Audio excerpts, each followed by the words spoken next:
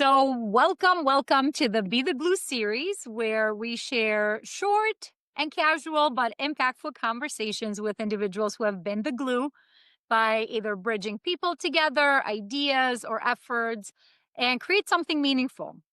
So, today I am joined by my friend Melanie Russo, who is the Workforce Innovation Partner at the Greater Rochester Chamber of Commerce. Welcome, Melanie. Thank you, Alina, for inviting me.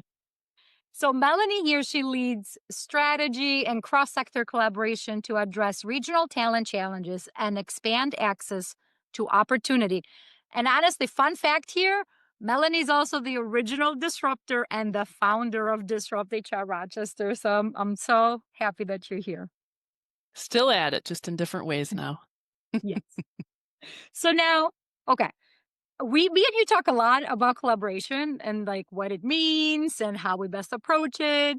And when I think of the glue, you are probably one of the first people that come to my mind. And I truly mean that. Aw, thank you. Can you share about what the glue means to you? Sure, definitely. So to me, the glue is a lot about like connecting the people and parts that don't know that they're supposed to fit together. And I like to help make those connections happen and help magic happen. So sometimes sometimes the connection probably doesn't happen behind the scenes, and other times it goes off and I see things happening and I was like, ooh, look at that happening over there. So it's exciting. I said it's kind of like that ripple effect, right? You don't know where the glue is going to keep adhesing to new things. Is that a word? You can get rid of that. You can cut that part out. I was going to say where it sticks. Yes, where it sticks. What else sticks together? Exactly. And exactly. Kind of like So you and I, right? We were part of the glue and in so many situations. And I mean, even with Disrupt HR, right? Like, it's a lot of community partners and a lot of sponsors and speakers. And we have all of our volunteers. I mean, this past year, we had almost 40 volunteers. So it's a lot to like keep together. And it's awesome to have that stickiness, right? yeah. Well, and I feel like the glue also you give people a place to stick. So I hosted an event with the Golisano Institute a few weeks ago, and I posted on my LinkedIn, and I think 3 or 4 Disrupt people reached out and said, I'll come and talk to students. And I was like, amazing. That's So awesome. former speakers, former speaker coach. It's Yeah. great. Yeah, I think it's the right? Building the community. And Rochester is great at that. And I think all the work that you're doing at the chamber reinforces that community. Like, how do you continue to bridge and be that bridge between people and be that glue? And you mentioned something when we were talking before that glue isn't about the competition, but it's about holding things tightly together. And it's like that mosaic. Yes. Yes, very much. So I can speak to it from the HR standpoint, right? I spent 15 years in HR and then I left corporate, and that's when I started Disrupt, right? Because I looked around and people often say, if you can't find your space, create it. And that was kind of how I guess the glue started, right? Was I created this space, I found out about it and said, hey, I want to bring out the creative thinkers, the doers, the triers, the dreamers, and connect them together to start making some pretty cool things happen. So yeah, that's kind of where it started. And yeah, I mean, the mosaic, right? Things overlap, like this overlaps, and then somebody else overlaps, and they might not overlap the whole way, but they overlap a little bit. So it just kind of creates a really cool, yeah, mosaic. And, I always think of you as a true connector, and you've connected me with so many people in the community. And we have so many common individuals in our circle, and you do great with these introductions. Like, how do you do this? Like, I don't know, like, you connect the dots and you're like, oh, you should be talking to XYZ, and suddenly you have a network of people that you can tap into. So I think it's like it's shared passion, right? Like I'm very, very choosy about where I engage and Yeah, and then I just kinda, like, surround myself with people with those similar interests, and I make sure like, I'll invite everybody into the room. So, for example, I've been working with Greg, who you know, on the ACT Work Ready stuff, and basically, I invite everybody I know who I think should be in that room or might wanna be in that room. And just a really cool example was, Leah Leverick with the Decision Day podcast. I invited her into that room. Greg saw her name on the attendee list and what she was doing, checked out her work, called her out at the thing, and she ended up speaking at the ACT conference in Nashville. And now her and Greg have done LinkedIn workshops together for youth. I How cool is that, right? I love that. I love it. She's amazing. We'll make sure we tap the podcast link right on the right below the video. And you've been doing such an amazing work connecting now employers and people to employers. And tell me a little bit more about that work with the chamber. Yeah, so I guess for that I'll say sometimes people don't know where they need to be connected, right? They don't realize that there's a connection somewhere that it like is their missing link. So one of the big things that happens in my work at least once a week is I'm contacted by somebody a lot recently is youth programs because this has been an area I've been actively involved now for a couple of years. And people reach out and they're like, hey, I'm working with a group of youth, teaching them AI skills, teaching them leadership skills, whatever the case might be. And we would love to get them an internship or a job shadow. And so finally, I said to myself, hey, I need to be able to do this on a larger scale, right? It's very hard to do each of those one off, and employers literally do not want to hear from me every single week with different ideas. So I came up with a kind of a framework to say, okay, employers need to be connected to our youth. Like that is their future pipeline. Youth don't know what these employers do, right? They don't know what the jobs are that are out there. And it's our job to educate them. And so I'm going to be the glue that's kind of trying to make that happen and make those connections between the programs and the employers, so that again, our youth have more opportunities to understand what jobs are here and we can help them stick here in our region and let them know they don't need to leave. They don't need to settle for something that, when they have more potential to do more than what they might think they can do. Mhm. So, Yeah, no, that's fascinating. And I mean, even right now in the landscape of recruiting and just jobs in general, people are staying put in their jobs. They're not really moving. They're afraid of a recession, all these fears, and entry level jobs are being evaluated because of AI. Like there's so much going on that I think it's going to come down to connection. I think it's going to come down to these introductions. I think it's going to come down to being able to locally be able to find, those people that can support you as you're coming out of college or as you're, getting out of high school and you're looking for work if you don't decide to go to college and all those. So it's an interesting, I think, time to be in the job market and look for work. So it's really, really fascinating what you're doing. And but what's the biggest challenge? Like there must be like one big, like, I don't know, big issue that you're dealing with. so here's one of the issues I'll mention, right? Is for those people who aren't connected. Because again, our community is very much who you know and who can make an introduction for you. And that's why I'm so passionate about that, right? I want to help open doors for people. But I don't know all the people, right? So that's where it gets so important to be able to reach out to different programs and different groups that know the people, right? So there's somebody else. I need other people to be the glue to bring the rest of the people in.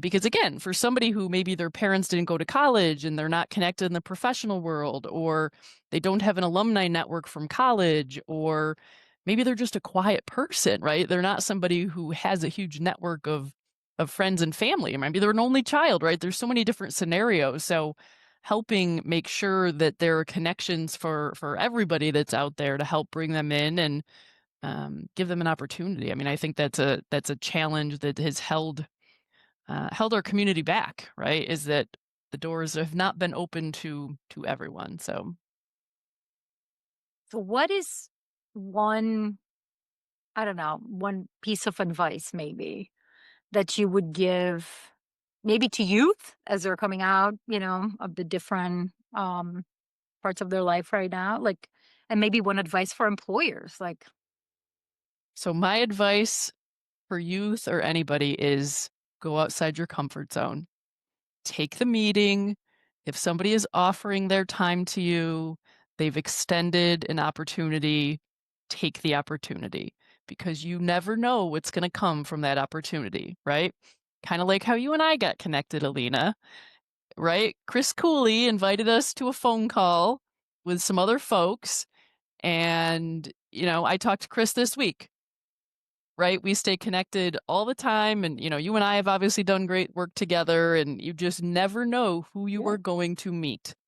So take the meeting. yeah. Take the And meeting. Chris and I have been doing some really cool stuff too, and I'm excited. You're right. It is. It started from an introduction, and then I think I saw you at a chamber event, and you're like, Yes. I'm looking for somebody to come and take disrupt, and I'm like, And hmm. thankfully you were interested. And Let's explore, right? It's like, let's explore. And I think it's like, yeah, getting out because I was out of my comfort zone completely. hmm Like, this is big. Like, tell me more. Let me understand, right? Um, before you make a decision. But it's the exploration, getting out of your comfort zone. And how about employers? What's the advice to the employers? Oh, so for employers, I mean, a big one here, and I heard some people talking about it today, is the world has changed and it will continue to change. Technology, how young people have grown up. Employers cannot expect young people to convert to old social norms in the workplace. We all learn from each other, right?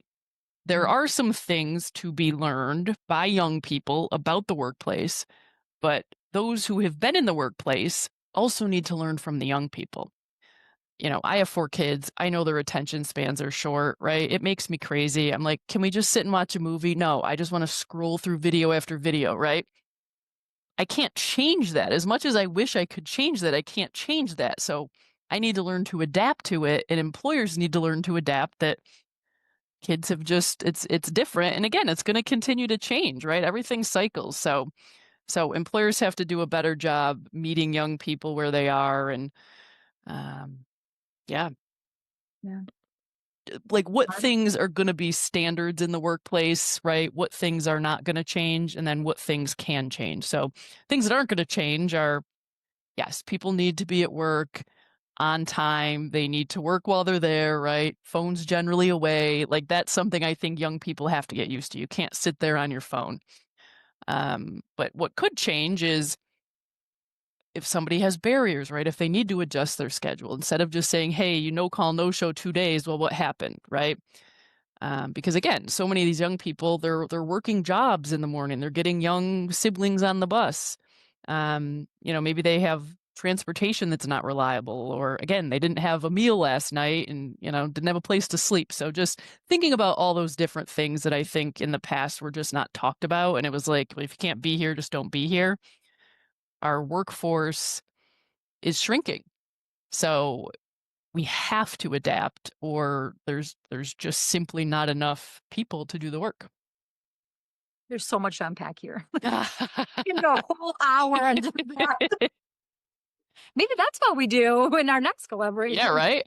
I know. We need to find ways to be the glue for everyone, right? Because everyone's got a spot, and Melody, what are some things that you're doing with the chamber that you want people to know? yeah, well, so one of my big focus areas right now is the tech hub, so the New York State I corridor. And so I'm working with, I want to connect with manufacturing employers, specifically in semiconductors or optics or the supply chain, and talk with them about their hiring needs and what they see coming down the pipeline. Because again, we've got a lot of great funding to help employers be heard, to help them train, to help staff, and help them succeed, and almost to some ways adapt to be able to be part of this amazing once in a lifetime opportunity that's ahead of us. So employers can definitely reach out for me to me for that. And yeah, and then the other piece is our young people and finding ways to connect with them. So I said, one of my big goals is I would love to see every employer in our region connecting with at least one young person, right? If they can't open their doors and work with multiple people, maybe it's mentoring one student, it's hosting a shadow day, it's going to the Junior Achievement Discovery Center and volunteering for a day, volunteering at Rock with Your Hands. Like there are so many great initiatives out there that are not fully um, maximized because employers don't know about them. So that's one thing I'm going to be doing a lot of is helping educate employers on where they can plug into the pipeline, why it makes sense to get involved now. And I was that HR person on the other side at one point, right? And somebody would call me and say, "Hey, will you host a high school student?" And my answer was generally no, because I wanted the college students. I wanted like the juniors and seniors that we would be able to hire. So I know from being in that seat Yeah. and saying no, I wish I had said yes. So Yeah. So many opportunities about how do we educate HR people, right? With, I mean, that is part of what you do, of course. But you're putting me in so many thoughts right now. Like I'm like, ooh, we can talk about this and we can talk about that. We can hone in on that. But okay, where can people find you? What are some upcoming events that you want to promote? yeah, so LinkedIn, Melanie Russo, and or the chamber website, so people can really reach out to the chamber for just about anything. I mean, even if you're not a member, obviously, membership comes with its own benefits, but we can point you in the right direction, right? Especially talent, which is big on everybody's minds these days. We are always happy to talk with employers and help point you in the right direction. But yeah, so October 28th, I will be hosting an event at the Golisano Institute, bringing in several different program providers, youth program providers to talk about what they do and just kind of help educate employers on where they can plug in, right? Starting small all the way through creating your own program to help get your future workforce trained up and ready to contribute to your team. So That's so a, that's the big one. that is the big one. October 28th, Golisano Institute. The link is below. Sign up. And Melanie, any last words of wisdom that you want to share with our audience here, Yeah, which that's is a good mostly question. HR professionals, you know? Yeah, yeah. So I know. The comfort zone, we talked about that. What else? What else? See, we're gonna have to make some cuts here because now I have to think about my last piece of advice. Um, oh, I know Mhm. what it is. I have it. Okay. Okay. So my last piece of advice is things don't always work perfectly the first time. So if you've tried something in the past, don't just throw it away. Try again, right? Let's talk about it. I hear employers frequently say, we tried that, it didn't work. So let's break it down. What parts went well? What parts didn't go well? How can we tweak it? Because I want to try and utilize these programs myself. I had interns through the Summer of Opportunity program 2 summers in a row, and I learned a lot from that. They taught me so much about how they want to be communicated with and just communication style. And I had to work with them on responding and not just waiting to get back to me, right? So again, there's learning both ways. So yeah, so I guess that's my biggest takeaway is just figure out what worked, figure out what didn't work, and try again rather than just giving up and saying we're not Mhm. doing that again. So Love it. I love it. So if you tried it before and it didn't work, try again. yes, and I Melanie, will help you. reach out to Melanie.